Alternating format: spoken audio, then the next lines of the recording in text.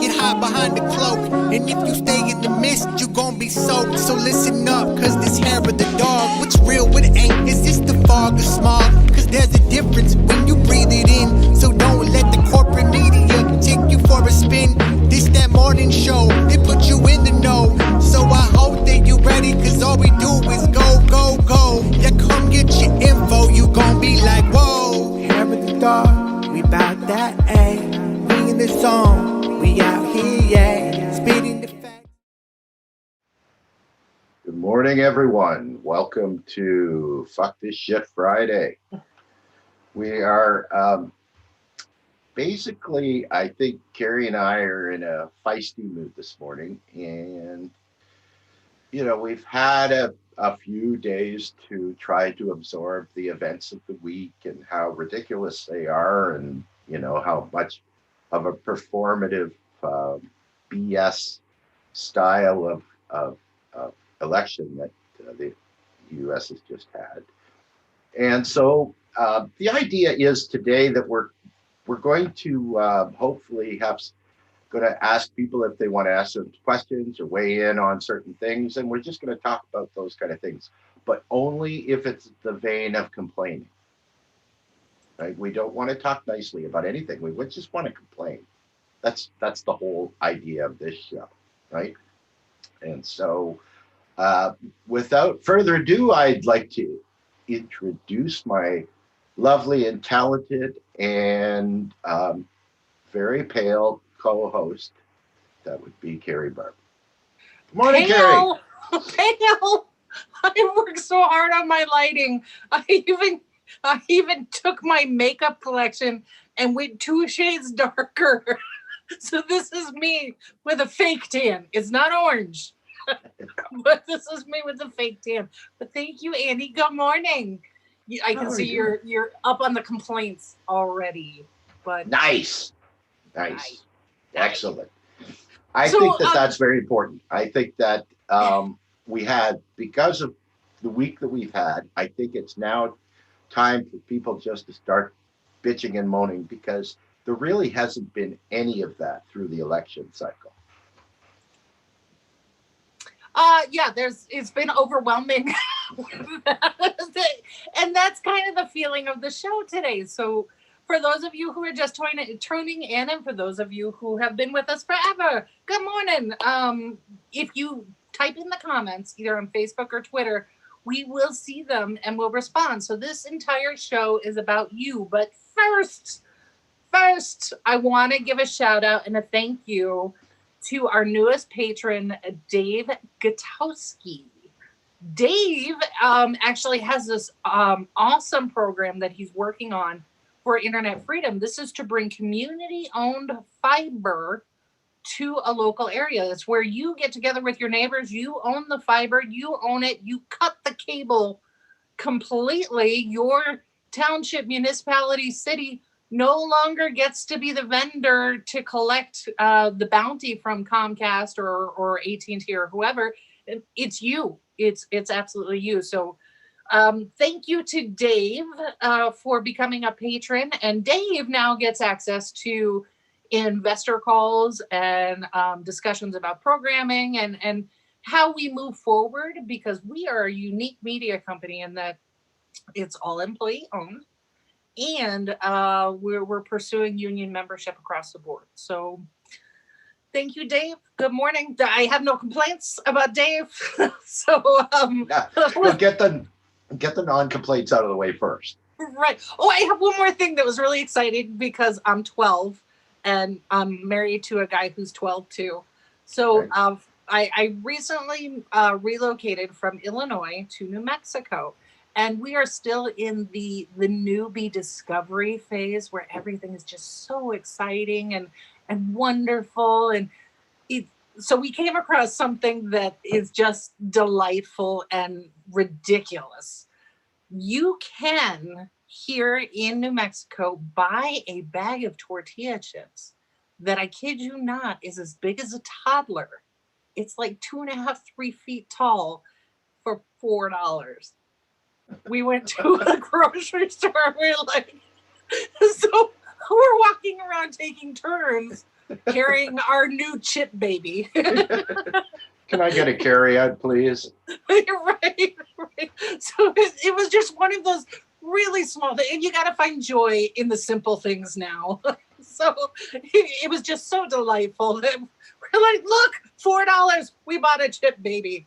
So that was our celebratory thing this week. But I would say that we have to first, every time that you talk about where you live now, we should always mention that Carrie lives in New Mexico. New Mexico is part of the United States, not Mexico. Yeah, it is part of the United States. We're at the southern portion, right there in the Four Corners area. Part of the United States. Did not need a passport. Still use American money, U.S. dollars. It's part of the United States. So yeah, it's not Mexico. Where you can buy apparently a shit ton of tortilla chips. Really good ones too. So yeah. The next 20 pounds brought to you by Chip Baby tortilla chips. So wait for salsa to go on sale. Oh my God, it'll be a free for all. Oh yeah. Well, we live near Hatch, New Mexico, where the best green chilies come from. So yeah. And all I can say is holy guacamole. That's right. So, all right. Well, let's get into it. I have a couple of headlines that we're all waking up to, and I have some really dear friends of mine who have been glued to the TV. I worry about them a little bit because they are just so OCD and stress response watching CNN and the results come in and every nuanced piece. And I'm like, take a deep breath, calm down, because what we woke up to this morning was in Georgia and Michigan, the Trump campaign's lawsuits have been thrown out. So they were trying to make the case that there was voter fraud and all sorts of things, and judges in both states went, nah. So here's what's happening in Nevada. They have the same lawsuit, but they took a slightly different tact. Rather than going after filing it on behalf of the campaign, they filed it on behalf of a resident in Las Vegas and a reporter, which was interesting. And the lawsuit is citing the clerk there. And they're also alleging illegal voting activity and people who are deceased and, all the regular narratives. And there's one point that I really want to make here for people, especially progressives, if you're thinking about running for office, whether it's dog catcher all the way up to Congress, this is normal. This is what happens behind the scenes. It's just made public now because it's Trump and he's talking about it and everything else. But if you're a progressive candidate running for office and you have a very tight election like this one, anything that is generally about 2% within striking distance, you should have a lawyer on retainer before the election for this reason. Because so many times you can pull back votes for your side. And that is what happens behind the scenes. You challenge those results. You sit in on the audits. You have a lawyer file a lawsuit. And there are many, many times where if you make that challenge and you're successful, you can win an election based on that very narrow margin. And a lot of it comes from I sat in on a petition challenges. When you get all your petitions signed so you can get on the ballot, somebody will oppose you. Usually it's the person you're running against. Sometimes it's the Democratic Party if you're running as a Green. So what you do is you sit with volunteers or paid staff and you have to find the information and details. So for example, if Donald Duck is a registered voter and they can't find him on the rolls or they can't read the signature or they can't find intent, that might get thrown out. So what you do is you sit there with the auditor and you go through the same steps and help them find it. If they find it and they can certify it, that's a win for you. And so it's a very laborious process, but it can be done. And here's the really cool thing, and we've been talking about this as progressives for years. any citizen can participate as a ballot count auditor. You are observing. You are not necessarily participating in the count, but you are observing, and you can go on a state and county level and sit there and watch. And if you see any discrepancy or anything you think is a little bit shady or whatever, you write it down. You hand it off to your campaign coordinator, or if you're there for like ranked choice voting or any other organization, you can hand it off to their legal team and they can make the challenge. So all of this is absolutely open to any citizen who is a legal voter or a resident of the county. You can do that. So I want everybody just to take a deep breath. Trump signaled that he was going to do all of this weeks ago, months ago. He's been building up to it. And I want you to just and because people don't know what the law is regarding, the elections and how everything can happen like this and what your rights are. People think that this is new, right? That Trump is trying to pull a fast one on everyone. It's just because he doesn't know how to shut his mouth. Everything's in the open. Right? So as you clutch your pearls, oh my God, what's he doing? Well, this happens all the time. Right? Yeah, it does. And it just never makes the headline. So the other point that I want to make for voters, if you went to vote and you are a legal registered voter and for some reason they couldn't find your name or you moved or something happened and they handed you a provisional ballot, you have 7 days from the date of the election, so your time is running out, to go to your local county clerk and petition to have your provisional ballot turned into a regular ballot. It's managed on a case-by-case basis. So if you were one of those people where they couldn't find you or something happened and you were at the wrong polling place, because we're seeing this all across the country where polling places are getting consolidated. So maybe you went to the wrong place and you just didn't want to go, or they didn't tell you where to go, so they handed you a provisional. You have about 7 days to call your county clerk or to go and visit them and say, hey, look, I am a registered voter. I should have been given this. I wasn't, and plead your case. And on a case-by-case basis, they can flip your provisional ballot to a regular ballot and you will be counted. In some states, they don't count those provisionals at all. Other cases, they count them a week or two later. But the onus is on you to take charge of that situation and make sure that your ballot is counted, right? You've got, like, there was one of the swing states, I can't remember which one it was, but it was one of the narratives was from the Trump side that there were tens of thousands of ballots that were illegal or spoiled or something like that. And the actual electoral group that was in charge of that said, actually, no, there were 200. And we currently have our volunteers on the phones getting a hold of these people to tell them that there was a problem with their ballot and tell them how they can fix it. Mm-hmm. Yeah, and it's always, even if you have a crappy clerk in your county, the staff has been there. Most clerks are elected, so there's a little bit of politicization there, but it's a legal process. So clerks are only going to go so far. They're not going to put their neck out on the line and spend jail time for their party. But the staff that's been there, they don't get elected. They've been doing this under different political affiliations for years.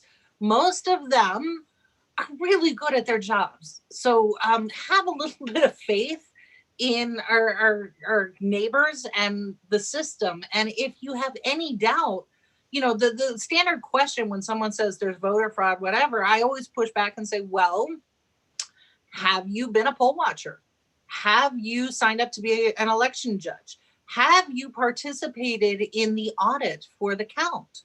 If you haven't done any of these things, what are you using to base your information and opinion on?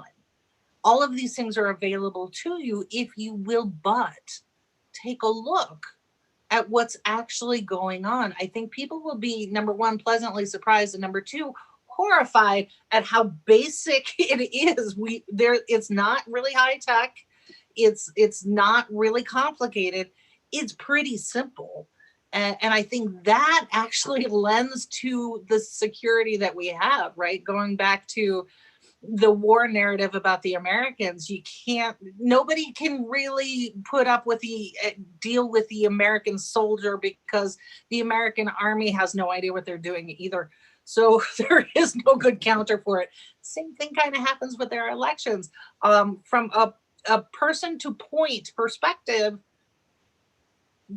really, voter fraud does not happen. Now, what we did see, and this is a point that I think a lot of people want to touch on, is voter suppression and election fraud. That has nothing to do with the individual voter, but these are organizations that have committed felonies. Number one, in Michigan and in Pennsylvania, we know that somebody secured voter data, phone numbers, and was using robocalls to misinform. That's a felony. Yes, Can't it do is. that. And one of our Ontario members of parliament for the provincial government went to prison for that very thing. Yeah. It's so tempting because people get caught up, right? People get caught up when they're working on a campaign, or in this particular case, you have true believers. So they were trying to tell people to vote on, November 4th or whatever. And in some cases in Tampa, we saw where people were actually being threatened, right? And here's where this comes from. When you step up to run as a candidate, if you are a member of a political party, you can access data from your local clerk. And what they will give you is the names, addresses, age, demographics, basic demographics, and whether they pulled a primary ballot, which party they pulled for, not who they voted for, and then whether they vote in the general election. As a candidate, you use this information to focus on those people who are likely to vote, right? If you have never voted, and I have a finite amount of time to canvass a very large area, chances are I'm not going to talk to you. And this is why people get left out of the system. I only have so much time. And if I hit every door 3 times, I might come back to you. So this information is available at the local clerk's office, and the county parties pull that information. So sometimes it has email and phone number included in it too. Sometimes if you filled out a survey or you did some cute little political thing on Facebook, that data is being pulled into the database. So somebody allowed these folks access to that database, and that's where the investigation starts. They were using that information gleaned either from a political organization, a political party, or a candidate to harass, intimidate, and coerce voters. That is also a felony. So we saw that quite a bit, particularly in Florida. We know who you voted for. If you don't vote, for X, Y, and Z candidate, we're coming for you. You file a police report if that happened to you, because it's traceable, it's knowable, and we can absolutely find that person and make corrective action. So yeah, and that falls under the purview of the FBI. Mm-hmm. And as a Canadian, the only thing I know about the FBI is they don't mess around. Well, it depends on what case they're going for. We're seeing a lot of information where maybe the FBI should have acted a little sooner on things and did not. So yeah, that's a whole. So I had a surreal moment yesterday, and I was telling somebody about this. I was working away editing video on some projects that we have coming up, and I just had YouTube playing. And if you let YouTube play, anything will come up. Well, one of it was a recent podcast by Joe Rogan from the Joe Rogan Experience. And the voice of his guest was really familiar. It was this deep, gravelly voice. And I was like, wait, I know that voice. And I was like, okay. And I'm just kind of partially listening. And this guest sounded so sincere and pragmatic and honest. And he was talking about things that we talk about in the progressive space, or, the liberal, typical liberal space. And my jaw dropped because it was Alex Jones was his guest. And it kind of dawned on me that Alex Jones, he himself admitted that he plays a character on his InfoWars, right? So that believe none of what he says, but here he was, Alex Jones, the person. Wow. Intelligent, well-spoken, and he himself was arguing for progressive policy on the Joe Rogan piece. And where this ties in is he was talking about the FBI investigations, particularly in California, Jeff Epstein, and with the Trump campaign. And he talked a little bit about how the Trump campaign is really in trouble when it comes to FBI stuff because he himself said Trump's an idiot and he's listening to the wrong people.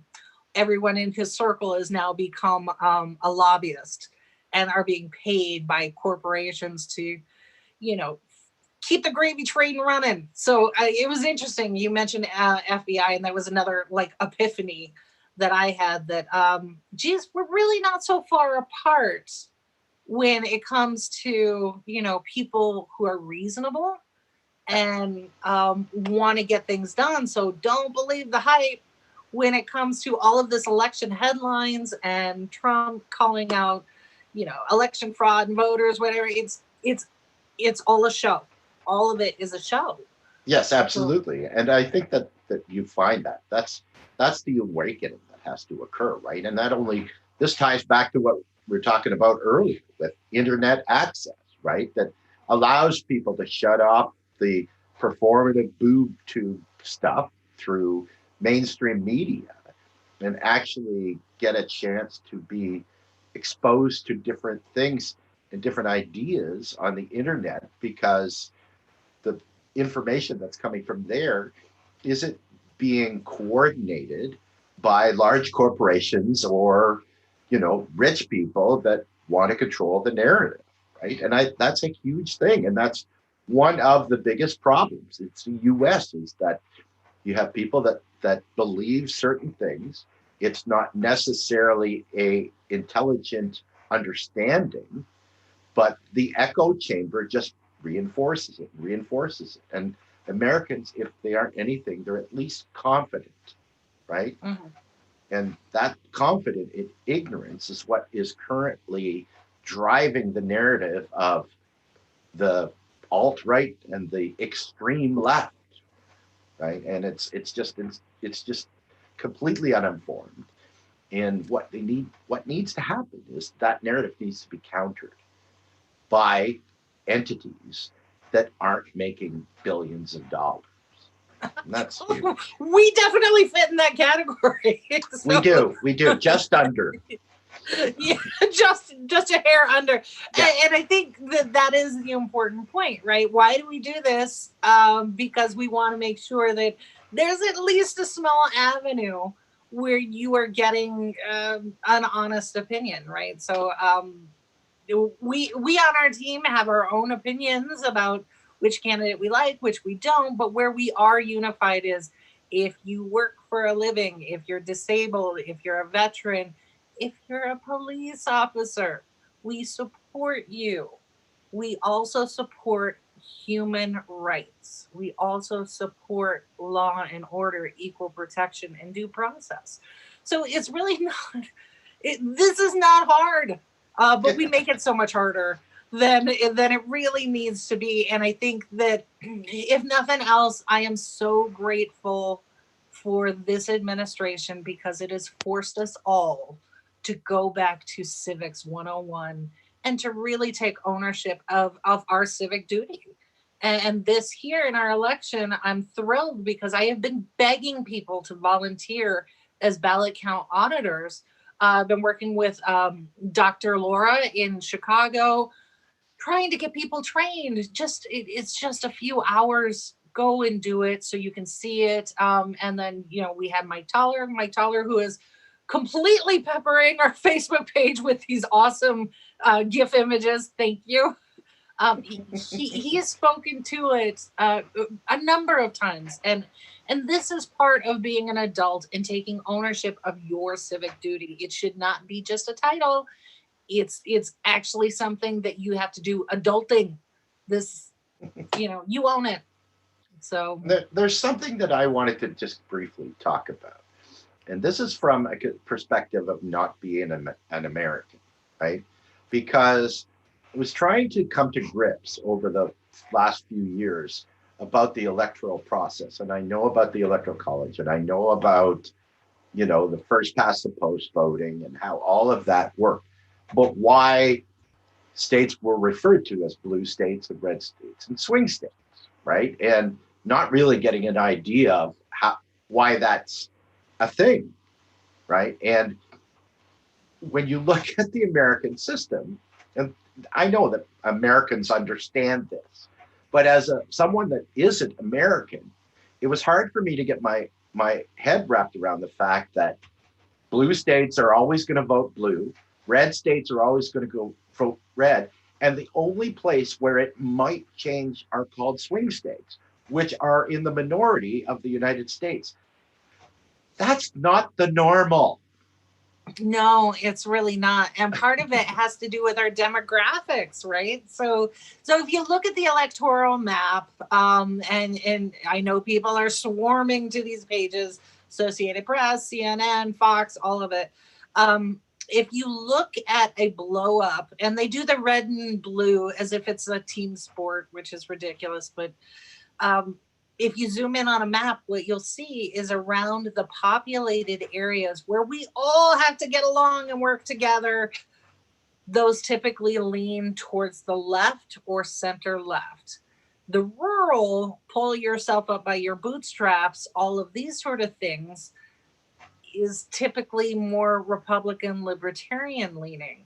I would argue that if both sides actually heard about policy in a way that was honest and upfront, you wouldn't have that. But then you won't have the millions of dollars pouring into campaigns and things like this to have that horse race.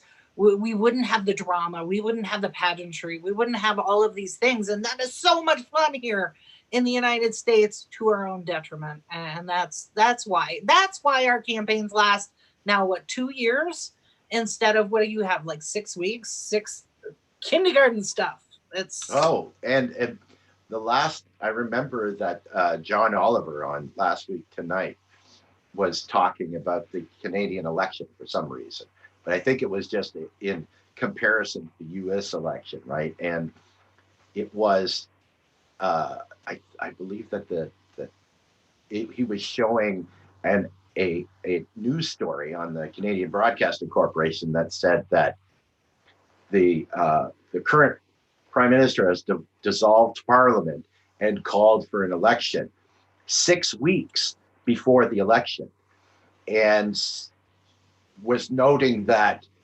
is the earliest that any election has been called before the date, and it was going to be the longest. And John Oliver said, "Isn't that cute? You think 6 weeks is long?" And it's true. America is, you're in a perpetual state of elections, right? You're, as soon as this comes to an end, on January 11th, your next cycle starts. Right? That is absolutely true. Yes. Yeah. So to bolster the point about the money component, I love the Gravel Institute. This is Mike Gravel's younger folks who created this institute. I love it. Go and check it out. They're doing great work, and it's so super snarky. They posted this really nice critique of the Lincoln Project. Remember, the Lincoln Project was supposed to be all of these Republicans who were just so terrified of Trump that they were going to campaign against him, and if you will but just support us, and then yay, liberals, you're going to get all of these, the cavalry's coming, and we will usher them in, all of your Republicans. So here's what happened. $67 million raised by the Lincoln Project, and I'm still waiting for the FEC reports, which will come out in December. But allegedly 67 million raised. All of it went to consulting fees for the people of the Lincoln Project. By the way, Kellyanne Conway's husband is part of the Lincoln Project. So good job, liberals. You just financed the Kellyanne Conway household. And what did they get? What was their showing for all of these really snarky videos and whatever else? No Republican votes for Biden. Right. So there were more Republicans or conservative leaning votes for Trump than there were in previous elections. So that is why we have campaigns that last six months, a year, 2 years, especially at this level, because there's a ton of money to be made, especially from those. Yeah, especially when you keep people terrified and concerned or pissed off. Those people will give you money, no problem. So it was just a giant grift. So I guess my message on this Bucket Friday is calm the fuck down. Just relax. Take a deep breath. Arm yourself with information. You're gonna be okay. It's fun. So we just got new reports about the Electoral College count. And so I already mentioned that Michigan and Georgia has thrown out the lawsuit filed by the Trump campaign. So we're looking for a 270 count. And because Canada is so pissed off, apparently Canada has weighed in. Andy, cue up this graphic. I think this is wonderful. Never before happened. So, yeah, apparently Canada is going to donate one of their provinces to put Biden over it so we can shut the hell up and move the hell on. So thank you, Canada. Way to go. Not actually donating the province it's just the electoral count. That's it. I'm not giving up my health care. I'm sorry. Yeah, no, we can't have that. We're not allowed to have that, even in a pandemic. But we appreciate Canada. We appreciate you. Thank you so much for helping end this debacle, so that we can just move right the hell on. But yeah, so Ontario, appreciate it. How does Ontario get 21 electoral votes? There aren't that many people there. What do you mean there aren't that? Do you know it's the most populous province in the country?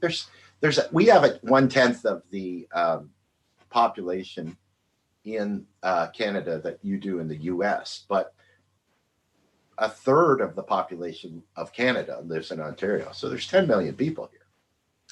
Well, that's slightly bigger than the city of Chicago. Yeah, I know, but it's cold here. Plus, we all have big properties, right? True. And half of our country is lakes. Yeah, that's true. Yeah, your residential neighborhoods are what, 1-2 acre lots. Yeah, though you say your neighbor is a stone's throw away. Yeah. That's one hell of an arm.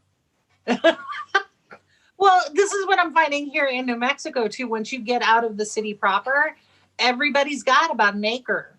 Half acre is like the smallest lot. Everybody's got about an acre. So, yeah, it's a difference.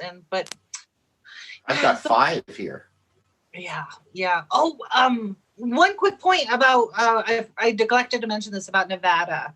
Poor Nevada. Have you seen the tweet storm going on about Nevada? And the snarkiness is just so on point, where people are making fun of the Nevada Electoral Board and how slow they are counting it.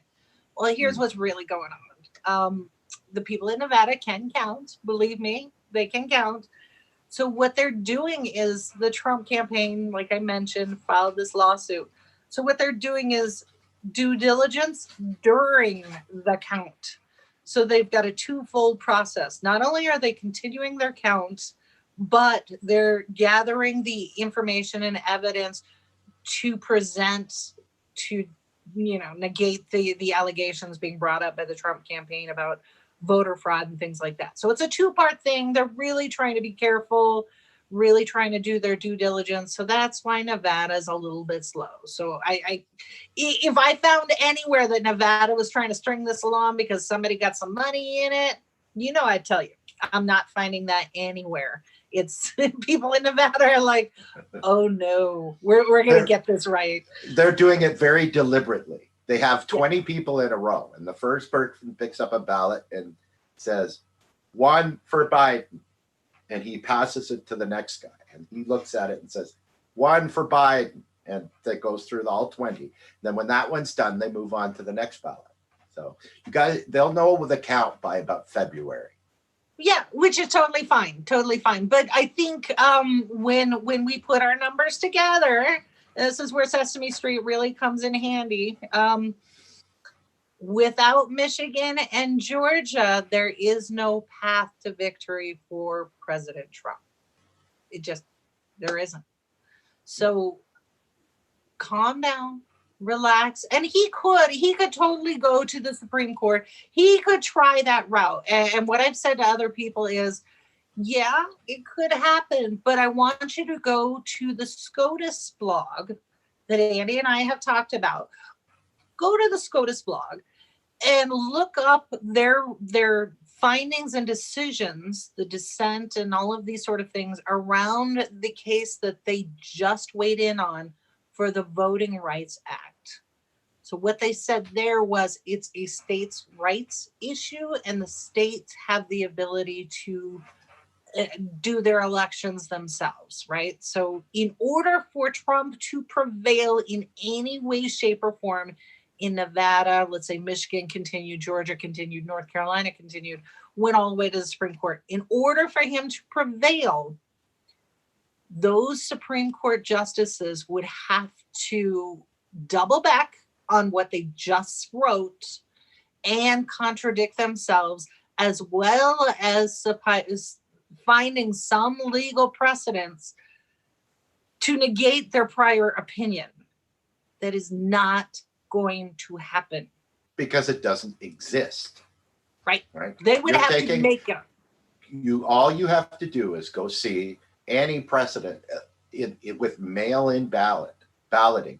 If at any time in the United States it has been upheld that it is an illegal way to vote in an election, right? Mm-hmm. And there hasn't been anywhere, right? This is all on the Trump campaign. This is their opinion. It has no basis in anything legal, right? So the only thing that the Supreme Court can do is look at the case that comes in. They say, all right, is there any legal precedent to justify what they are saying? There is not. It's not the job of the Supreme Court to change that. It's their job to uphold the law. And that's the law. And so nothing is going to happen. Yeah, exactly. And if in your state you saw some shenanigans, you have some concerns about how the election went down or whatever, and you've gone through and done your research with your Board of Elections and all of these sort of things. Like, one of the questions is, should your Board of Elections be appointed or elected? Those are some key questions that you might want to wrestle with. And if you come to a determination that you feel very strongly about, there's your purpose in your state, get it changed in your state. And that's how you move forward. So all of these efforts like ranked choice voting, which I personally agree with, that has to be done at a state level. That is not federal. So while you may see the campaign and organizations at a federal level or, at a national level talking about it, it's really a state's issue. And it's something that you ballot initiative on, or work with your representative to actually get some legislation put through, all of those sorts of things. So those are all within the states. We are a union of states. So, this whole thing so the difference was everybody's got PTSD over the Florida thing and George Bush. The reason why that went to the Supreme Court, because it was voter intent. It was within the state of Florida and their laws regarding intent. So you had those hanging chads. In Florida, the way the law read was, do you count the voter's intent by the mark that they made, or does it have to be a full push through? And that is what was argued at the Supreme Court. So they were trying to argue the state's law, voter intent within the framework of the state, and the outcome of that determined the entire election for the United States. You don't have that in Nevada. You absolutely do not. Because even if he won Nevada, he still does not have enough to reach the 270. Right. And late last night, Biden took the lead in Georgia by a couple of thousand votes. And this morning, he took the lead in Pennsylvania. Right? So there's really only one place now, which is North Carolina, where Trump still holds a lead in any one of the swing states. So the game, and that's not enough. Yep, not enough. The math just is not there. And, honestly, the Trump campaign knew this going into it. The GOP knew this going into it, that there was a very narrow path to victory. And this is why you had all the shenanigans and coordinated effort and things like this to get the vote out for Trump, because they knew that the chances were so slim and high voter turnout was going to go in their favor in a lot of these swing states. Didn't work. So here is what I suggest. Again, if you don't like the law or you're not familiar with how elections work in your state, it's really easy to find out. And there are so many groups that can help you with it. Whether you're a Democrat or Republican, just reach out and ask questions and find out what's going on, and ignore the rhetoric about the voter fraud. Stick to process. And that is where you would get your answer. Every state website has a board of elections. Go and read it. It's there. It's there for you. So then, and those people do those jobs because they believe in democracy, and they volunteer to help with the election almost every time. A lot of the same people come back and do that same job. I've been there in Canadian elections as an observer for one of the political parties. And everything is above board. And the other thing is that when you're in a voting location all day, you're not getting any news in that location. So you have no idea what's going on outside of that building that you're in. So there's no coordination per se. One little chunk of where votes are being tabulated, and people are just busy doing their job and doing it properly, because that's why they're there. Yeah, absolutely. And when I was a poll watcher, when I ran for office, I was a poll watcher for myself in 3 different precincts in one location. I knew that a judge had ruled that the polling location where I was at and others was ordered to stay open another hour. I knew that 3 hours before the poll workers did. And I had to tell them, hey, you need to call the clerk, because this place is going to stay open an extra hour, because I was not working. I was there as an observer, so I knew it first. Absolutely. People take it serious. Now, one area where I think we do have many, many opportunities for improvement, if I'm saying that nicely, is on ballot access. And I have actually challenged the board in Illinois. They were all up there doing their presentation.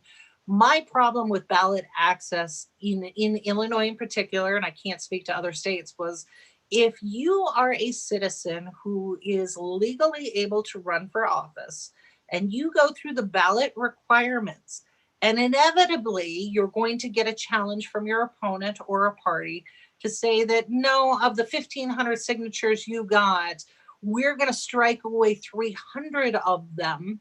And that will put you below the threshold required to make the ballot.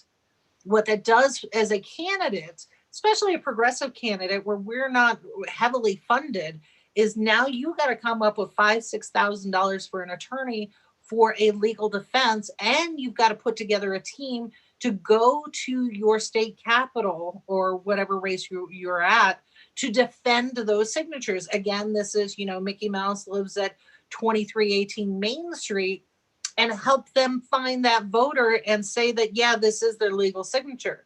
Because what happens is, when I register to vote, let's say I'm 18, or, I moved to a different state, my signature from a decade, 2 decades ago may not match identically to the day that I vote. So my that signature could be stripped off the ballot. All of those things, I think there's really some opportunities there, because what it does is, if you're a candidate running for office and, progressives don't have a lot of funding, you can't necessarily afford a lawyer. So it is a poll tax, in essence, against somebody who wants to run for office. So if you have any gumption to make some credible changes in your state law, that's one area that really needs it, and that is nationwide. Right. So this is why we talk about public funding of campaigns, and this would be included. Right. So if both candidates, or all candidates who wanted to run for a particular office, had access to the same legal framework and the same legal defense, then we have parity. But I can tell you what happened in Illinois. Illinois is so fucking shady. So there are only so many lawyers who are able and willing to work in politics, right? And I talked to a number of them when I was working for a congressional candidate, getting them set up on retainer, because we knew that these challenges were going to come. It's a given. And what I was told by several attorneys in Chicago was, well, I really want to help you, and I'm interested. Here is my retainer fee. However, I got to tell you, if I get a phone call from Mike Madigan's office to stand down, I won't be able to help you. And that is a literal quote. So Mike Madigan, for those who are not familiar, Mike Madigan is the Speaker of the House in Illinois, and he's the head of the Democratic Party. So what he was doing behind the scenes was removing legal access from any campaign that he did not favor. That is suppression. And that is not necessarily legal, but you got to prove it. And you got to prove it with one of the most powerful men in the entire state. Good luck to you there. So these are where we really have opportunities to improve, not necessarily in how we count the vote. Obviously, more polling places make it easier for people to vote, make it easier to vet people to vote. All of those things, sure. But when it comes to counting the vote and ballot access and the numbers coming out, it is what it is. There's small tweaks, but just, calm the fuck down. It's fine. so yeah. That's good. So that's pretty much yeah. So that's pretty much my rant when it comes to this Friday. I think as this weekend rolls around, it's going to be, we're going to know more. And I know that the Biden campaign is putting together their transition team with Pete Buttigieg and everybody else at the helm. Oh my God. Here's my thing. Why is Pete Buttigieg still a thing after he got caught red-handed trying to steal the Iowa primary, trying to manipulate it? And oh, by the way, he still has fucking issues in Fort Wayne, Indiana. Why is anyone listening to him at all? Why is this a thing? Because he's part of the neoliberal crew. That's, somebody said Buttigieg 3 times and it changed. I just snorted my coffee. Sorry. I should have waited for you to finish. That's okay. No, continue. No, it's true, right? The people that were all, enraged in Trump and he had to go, and that's fine. He's there now. Trump is gone. That's all good, right? But this doesn't mean we stop fighting, because nothing will fundamentally change under Joe Biden. It's his own quote, right? And so the reason that the situation allowed for someone like Trump to seize power, all of those reasons are still there. Nothing's changed. Everything is the exact same as it was, right? The Clintons are back in the White House because of Sleepy Joe. It's all back to the same old club where it's all about making money. It's the corporate Dems who are run by the big tech and Wall Street. So this doesn't mean that the fight even diminishes slightly, right? It's a different team, but it's the same team. And the other thing that I wanted to mention, and I don't know why this hasn't been talked about more, but anybody that was their only policy position was Orange Man bad, and we got to get rid of Trump. The end game, I think, for them is to see Donald Trump rot in prison, right? That this is what is going to make everybody happy talking at brunch. It's all going to be good at that point. I can't wait to see their faces when Joe Biden pardons him. Oh, yeah, that came up yesterday when I was talking to somebody. I was like, yeah, if Obama didn't go after Rumsfeld, and there's like this gentleman's agreement where the incoming administration just kind of like, yeah, it's okay, because they themselves don't want to be prosecuted when they leave office. Ooh, and I was saying, okay, if I was queen for a day and there was no election, I was just in charge.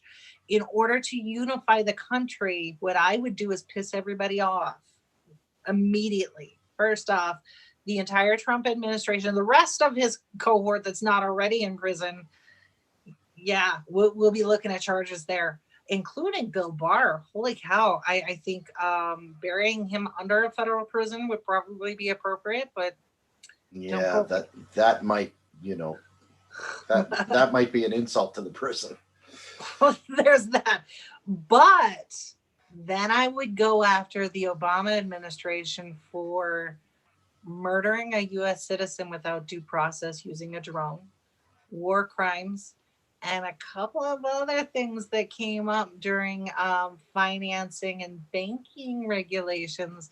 Then I'd go after a bunch of Congress members for insider trading. So yeah, it would be probably 6 months of headlines of the night of the long knives kind of thing. Because if there is no justice, or justice is not impartial, then what that means for 300 million Americans is you are at risk every day. And I think that's what people are railing against. So you're right. Most people that voted for Biden didn't vote for Biden. They voted Orange Man bad. And overwhelmingly, I heard people say, no, that's anecdotal, but that they will not rest until the Orange Man is in an orange jumpsuit. So yeah, that is the feeling. The takeaway from that is they will not rest. That's exactly right. So in the back of my head, I'm like, great, you want revenge. This is nice. 45% of every renter in every state is going to be evicted in January and February, but you want to put that guy in jail. Sure. Can we focus on what's important? Right? Joe Biden was such a horrible candidate that he barely beat the most vile human being on the planet. Good for you. Here's your participation award. Right? And that's how I feel about it. And hindsight's 2020. But when you don't give people something to vote for, they don't come out to vote. And even though we have the highest voter total since whatever, look at the percentage of eligible voters. It was shit. And that is the problem. Right. So, no, we're talking about record numbers. There were no record numbers. They were the exact same as 2016. They all voted the exact same. You look at the numbers, there were small differences here and there, right, that have basically to do with mail-in ballots, right?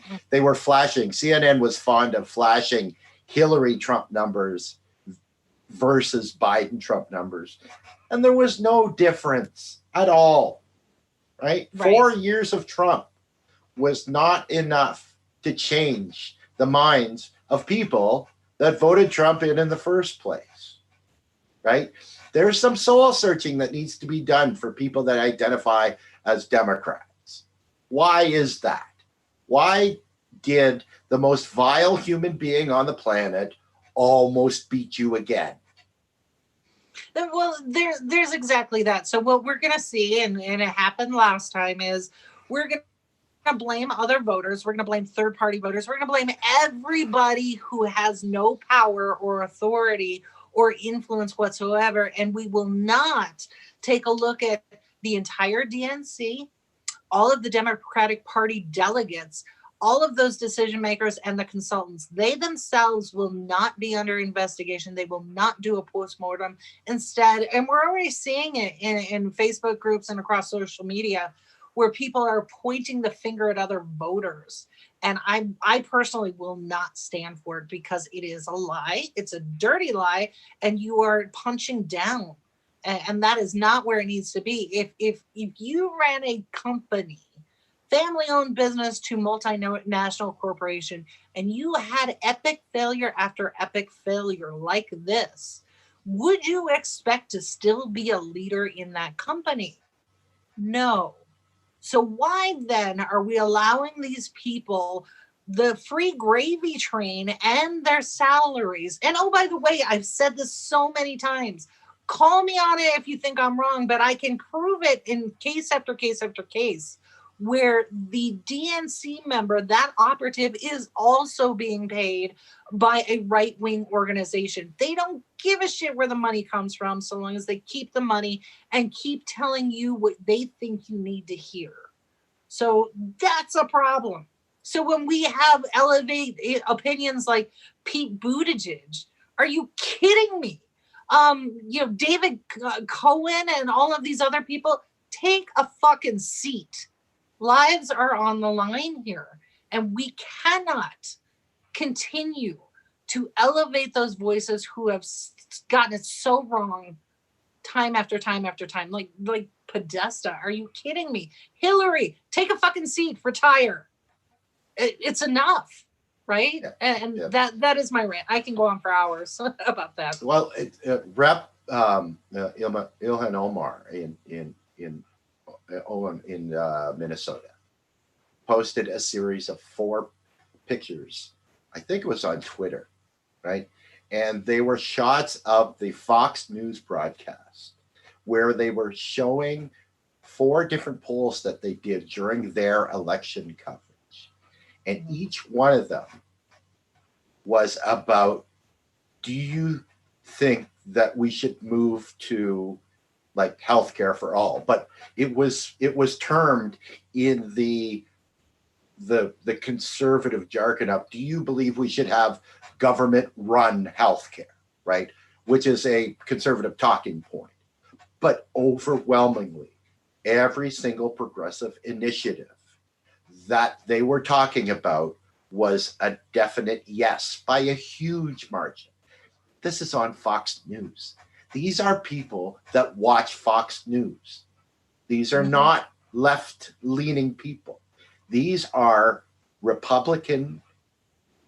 Republican base. People are not as different as you think. They're not as different as mainstream media would like you to believe, right? And the sooner that people start to figure that out, the more Americans can start to move away from the unfettered capitalist market trying to fix all problems while rich people get rich and poor people lose their homes. Yep.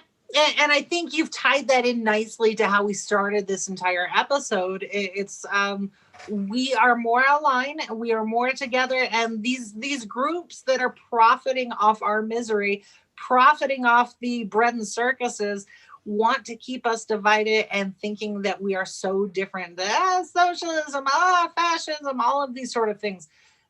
The average American does not subscribe to either of those. What we want is to take care of each other and our families.